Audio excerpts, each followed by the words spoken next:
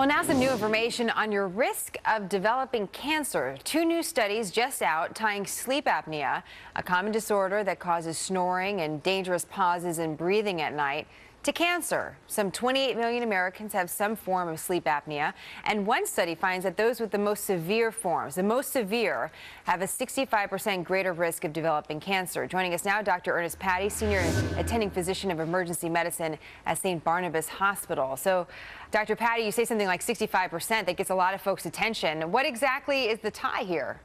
Good morning, Jenna. Yes, it's very exciting new research.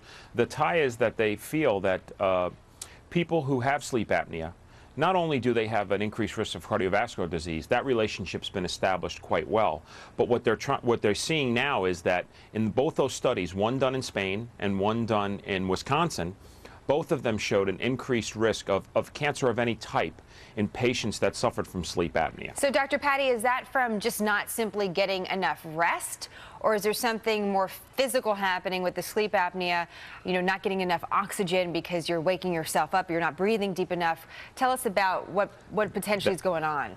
That's the key, Jenna. You mentioned it. When you have sleep apnea at night, your body basically starves for oxygen. And what is well known in cancer is that cancer tumors and cancer cells need oxygen to grow and to thrive. And what tumors are large clumps of blood vessels. They did some research in mice, and in the mice they found that those who were put in environments with low oxygen, basically they were starving them for oxygen, their cancer tumors developed many more blood vessels to try and capture more blood to deliver what little oxygen was in the blood to the cancer tumor to help it grow.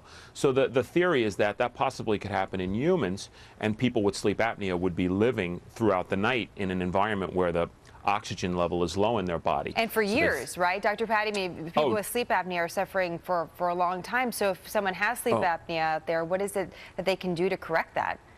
Well, there's a lot of exciting treatments that they do. There's some surgical procedures. There's what we call CPAP, or continuous positive airway pressure, which is a little more cumbersome, but what it does is it basically forces air into your lungs at night to keep your oxygen level up. And it's very effective, but some people find it tough to sleep with this apparatus on their face. Right. And there are other new treatments that are coming out, certain surgical devices that you could put on to keep the airway open and free.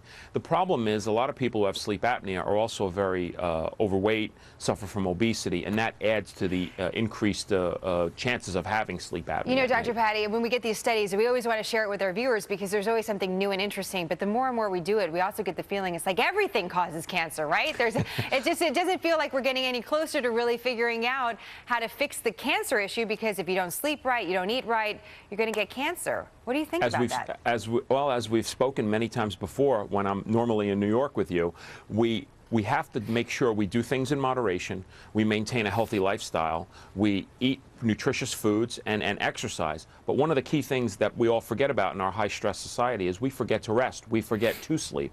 So these people with sleep apnea are definitely increasing their risks of bad health, and I guess down the road that could lead to things like cancer. Very interesting, Dr. Patti. Gives John even more of an excuse just to take a nap after the show. You know what I mean? Most definitely. I am ready right now. I'm down here at the American College of Emergency Physicians meeting, the national meeting. And I just wanted to get a little plug in for them. They're a wonderful organization here in the United States of emergency physicians, of which I'm one. Well, we know that we depend on our ER doctors a lot, Dr. Patti. So thank you very much. Nice to have you join us from D.C., and we'll talk to you soon. Thanks so much for having me, and we'll see you back home. Thank you. Say hi to all of his fellow attendees, his family, and